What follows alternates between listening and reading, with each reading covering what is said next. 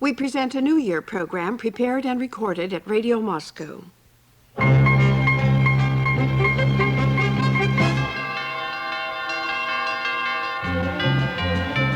Happy New Year.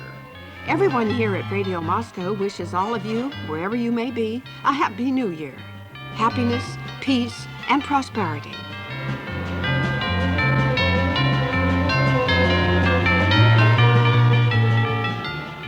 You know, it seems to me that the New Year is a holiday that brings people closer together. It's a time for pleasant memories, hope, and good spirits. The New Year is seen in everywhere with a smile, so let's keep to that splendid tradition. Today, let's reminisce, let's dream a bit, and of course, let's smile. And let's hope our jokes, our anecdotes and jolly music will help you to smile too.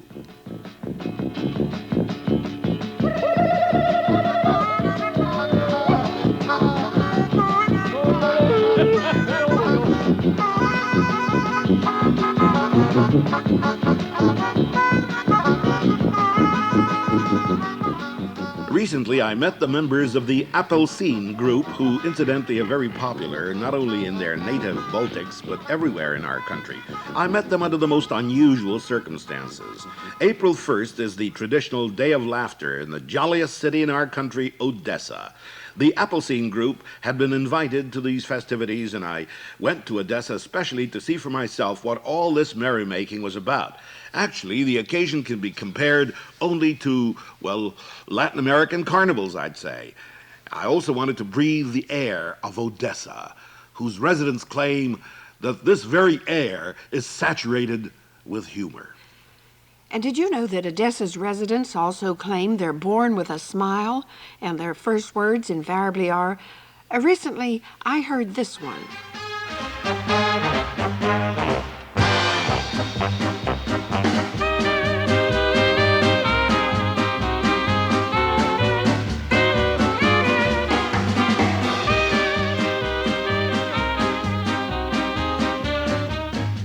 I discovered for myself that humor is a natural characteristic of the Odessites. They find an excuse for laughter in the most ordinary situations. For instance, on board ship, on my way to Odessa, I met a native of the city, and the following conversation took place. "What kind of a city is Odessa?" I asked. "You mean you've never been there?" "No, this is my first visit," I replied. "You look about 50. Where have you been all these years?" Do you know what the most popular slogan was in Odessa on the Day of Laughter? It was, "What have you done to make Odessa a city with a population of 1 million?" They say many took the admonishment seriously, because soon the city was celebrating the arrival of its 1 millionth citizen.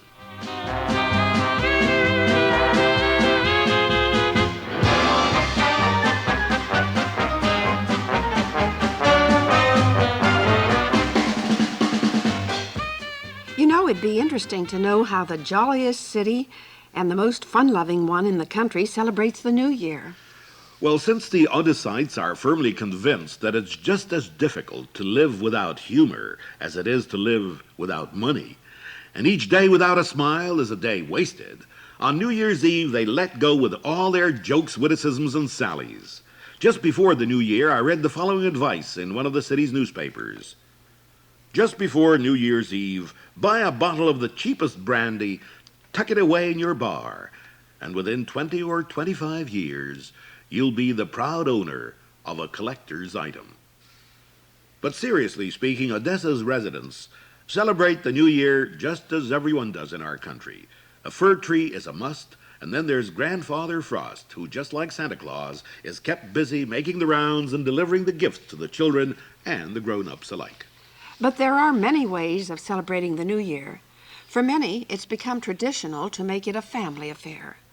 Then there are those who like to get a group of friends together, go out into the country, and see the New Year in around a shaggy spruce tree, enhanced by the sparkling white snow. The frost brings out the roses in one's cheeks and makes them tingle. And many of our youth enjoy a New Year party in the cafes and clubs and organize a merry carnival. We have many nationalities in our country, and each celebrate the New Year in their own way, according to their customs. I suppose we should tell our listeners about some of the New Year traditions of various peoples inhabiting our country.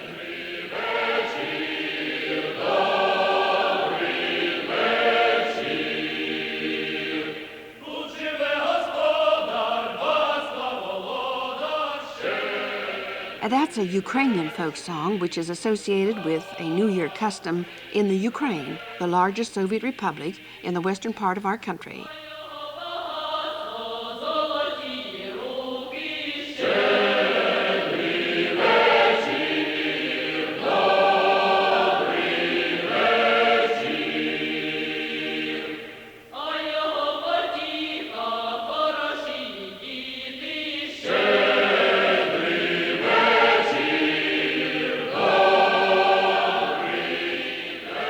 On New Year's Eve, jolly groups of young boys and girls don comic masks and playing on an accordion make the rounds from house to house, wishing the people happiness, best wishes, and good health.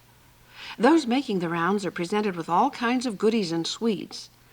The custom is called shedrivka, which means generous or unstinting. In other words, a new year filled with the best of everything in good measure.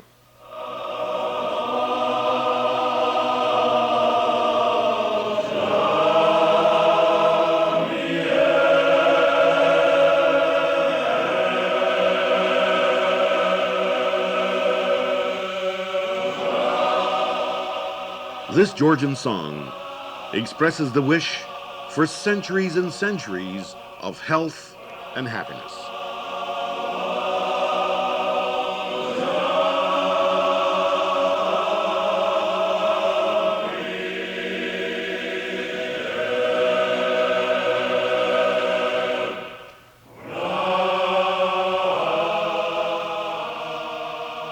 It's a very popular song in Georgia, a republic in the Caucasus which is especially famous for its hospitality and generosity.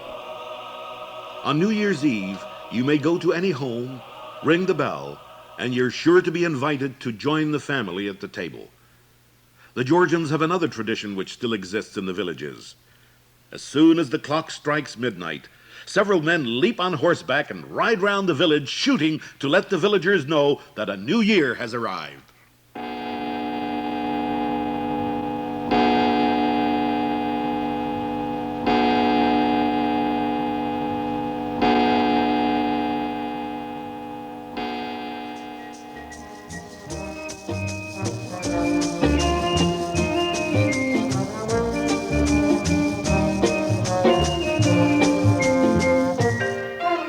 In Uzbekistan, a republic in Central Asia in the southern part of our country, on New Year's Eve, a white cloth is laid on the carpet, which usually serves as a table. Among the holiday dishes, there must be 7 with white food. White is the color which symbolizes the republic's main source of wealth, cotton. The inhabitants of Central Asia decorate their fir trees, that is, either synthetic ones or those brought from Central Russia, with a few bolls of cotton.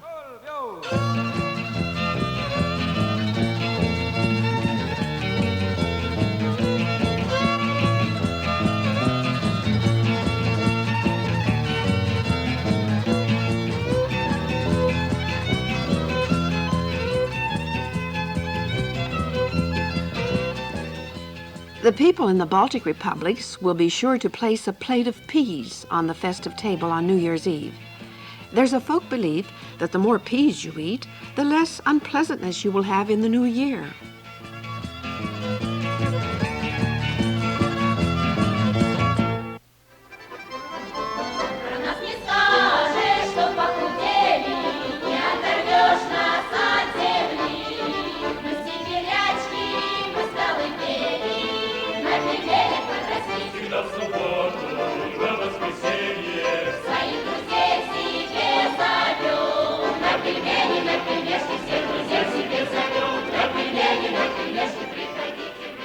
Siberians have an interesting custom. On New Year's Eve, traditional Siberian pelmeni, or tiny meat patties, are served. They're made of dough filled with ground meat and condiments and then boiled in a bouillon. 1 out of every 100 little patties contains a button. Whoever gets the button is assured of the luckiest new year. So in keeping with the custom, here's the Siberian folk chorus with a song about what? Well, of course, about the pilmeni, or meat patties.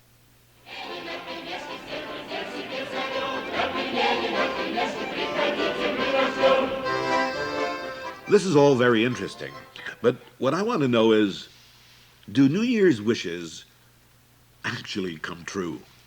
Well, I can tell you about that. Not long ago, I was talking to my girlfriend, and she made the following confession. She said, I've always been attracted by tall brunettes with black eyes, but my husband is a blue-eyed blonde. I dreamed of becoming an opera singer, and here I am teaching PT instead. I planned to have 2 sons. Instead, I have 2 daughters. I've always wanted to live down south, say in the Crimea, but I live in Murmansk in the north. I always imagined I would have a car and a Great Dane, but instead I have a baby carriage, a tricycle, and a cat called Murka. I was sure I'd be happy, and that's the only thing that really came true. Well, now I think it'd be very fitting to play Song of Happiness. Свет завтрашнего дня, завтрашней грозы раскат. Годы над судьбою мчатся. Жить, думать и любить, на земле себя искать.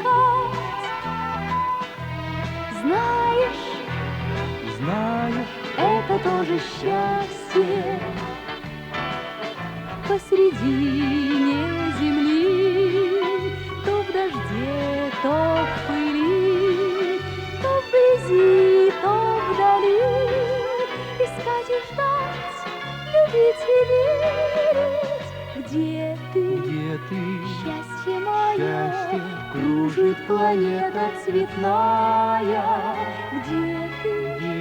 Счастье мое, вдруг я тебя не узнаю.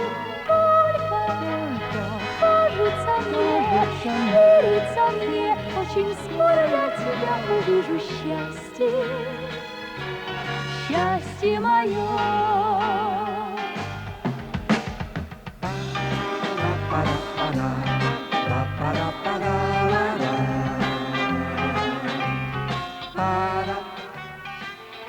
What do you think? Wouldn't it be great to celebrate the New Year, not just once, as most people do, but 15 times in 24 hours? How can you do that? Well, so far, only 2 Soviet cosmonauts were able to do just that. Yuri Romanenko and Georgy Grechko, when they were on their long flight on the orbital station Salyut 6 on New Year's Eve, 1977-1978, and just like H.G. Wells' hero, they could make 14 journeys during New Year's Eve in the past. That is, from 1978 to 1977. Sounds rather weird, doesn't it? Well, we all know that the new year begins on our planet at the moment when midnight sets in, 180 degrees Greenwich, at a given spot. Then, exactly at midnight local time, the new year moves from east to west at the same speed that the Earth revolves. And during the 24 hours, the Salyut 6 station made 16 incomplete orbits, and the cosmonauts found themselves flying over those parts of the Earth where on January the 1st, the new year had already arrived, and over those parts where it was still the 31st of December, 1977. Fantastic. I can imagine 15 holidays in 24 hours, 15 champagne toasts, and a chance to make 15 wishes. But can you imagine when the cosmonauts returned to Earth, they were asked which moment of their flight was the most difficult? And they replied, seeing in the new year. At that moment, they especially longed to be on Earth. When you know everybody at home and all your loved ones have gathered at the table, as said Georgy Grechko, and you're here in space, and you wonder when you'll see them, well, that's how you can celebrate the new year 15 times. Of course, it all depends on your point of view. You know, a great deal does depend on one's point of view, you're right. The latter is especially at variance between grown-ups and children. Although each of us began with childhood, The world of the child is always difficult and baffling for grown-ups. Before we part with 1979, we must not forget it was the International Year of the Child. We adults have had the opportunity to once again think about what's in store for these youngsters who are taking their first steps, uttering their first words, and for the first time express their joy at the bright sunshine and summer rain. What awaits those whose pranks and escapades place us in an impasse, and those who persistently vex us with their persistent questions of why, and what for, and where from? These questions can be heard on New Year's Eve, too.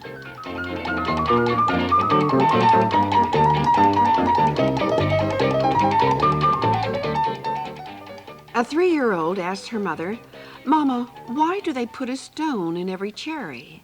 After all, it has to be thrown away."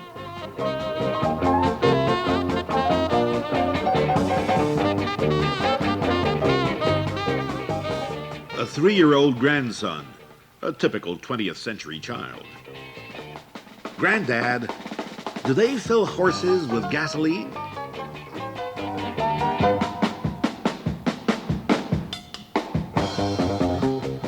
Looking at a bald head, why does the man have so much face?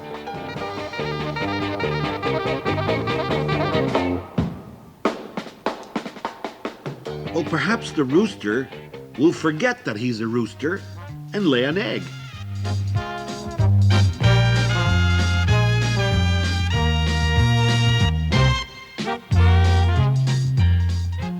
A 4-year-old asks, "Mummy, who gave birth to me?" "You did?" "Well, I thought so. If it had been Daddy, I would have a mustache."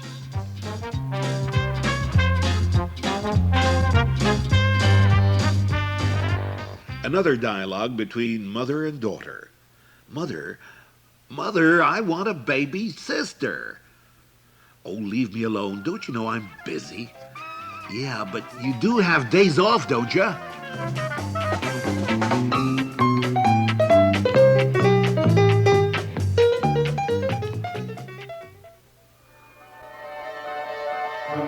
Есть на свете место беззаботное, где гуляет важно, словно краб. Очень длинношеее животное под чудным названием жираф. Incidentally, that's a song about a little boy who wants to ride on a giraffe. На живом покататься. Для чего же хочется браться, на живом жирафе покататься?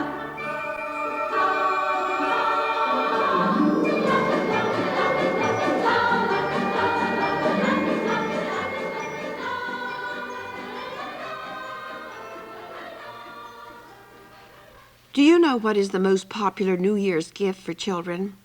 Well, it's the little brown Olympics cub, the mascot for the 1980 Olympics. After all, the coming year is the year of the Olympics, and Moscow is looking forward to many guests. The Olympic regatta will be held in Tallinn, and some of the events will be held in Kiev and Minsk. I think it's safe to say the entire country is preparing for the Olympics. And there's good reason for the slogan, "The Olympics are not only for the participants." During the 4 years prior to the Olympics, the popularity of traditional national competitions has increased.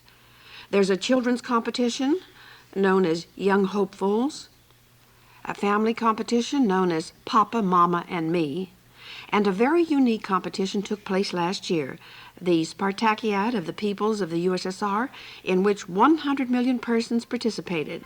That's almost 1/2 of our total population.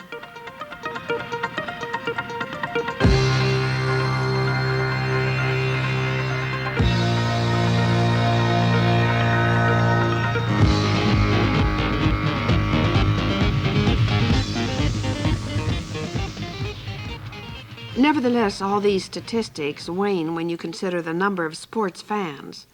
On the eve of the new year, the Olympic Smiles, a collection of humorous articles, came to the conclusion that despite one's nationality, education, or profession, all the fans on Earth have one and the same characteristic. A fan is someone who is always right, says the author of the collection, and we don't dare disagree with him. Incidentally, if you heard about the latest Olympic style, well, during the Olympics in Moscow, they're going to wear shirts without buttons. You don't say. Which means that I've been wearing stylish clothes ever since I married.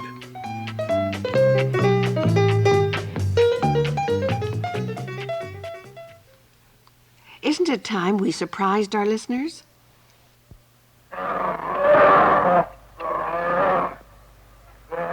Well, that's our surprise, a real brown bear, the prototype of the 1980 Olympics mascot.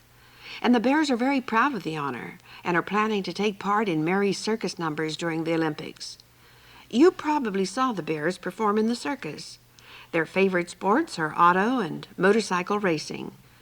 And they also enjoy skating, setting up exercises, and of course dancing, especially to this gay Russian tune.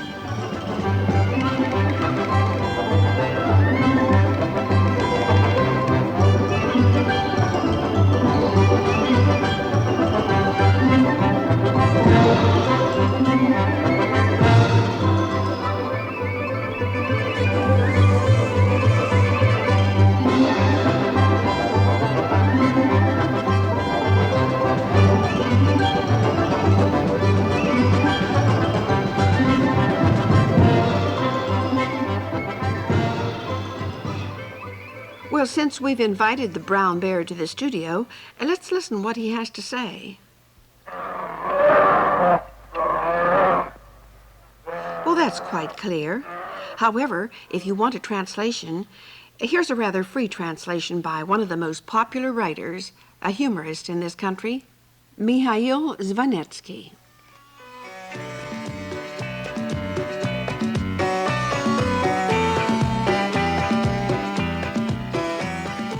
As far as I can figure out, it's impossible to stop time. It's New Year. The snow falls on one's shoulders and melts just like on an ordinary day. Nothing has changed for us. The year backed out to the sound of the clock and the swish of automobile tires. It's fun to see the new year in, but keeping track of the celebrations is sad. Time flies, happy people say. But if one were to look back, I wish you could not just see the numerous years, but the numerous accomplishments, normal accomplishments, some worthwhile, something you could tell your grandchildren about without blushing. Years pass, but life will always go on. May one find satisfaction in one's work, family, and children. May life be filled with good humor, and let all of life's dramas have a happy ending. 1980 has already arrived and is already buffeting in a snowstorm. What the future holds for us, we don't know. We'll only find out on a similar winter evening, January 1st, 1981.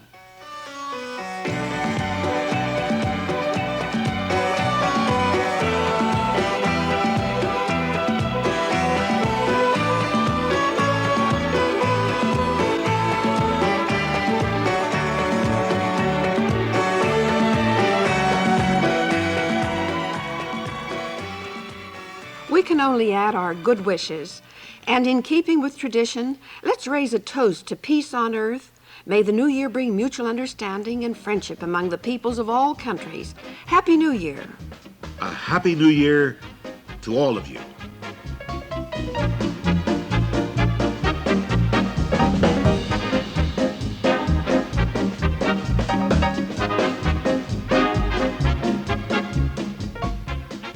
That New Year program was prepared and recorded at Radio Moscow.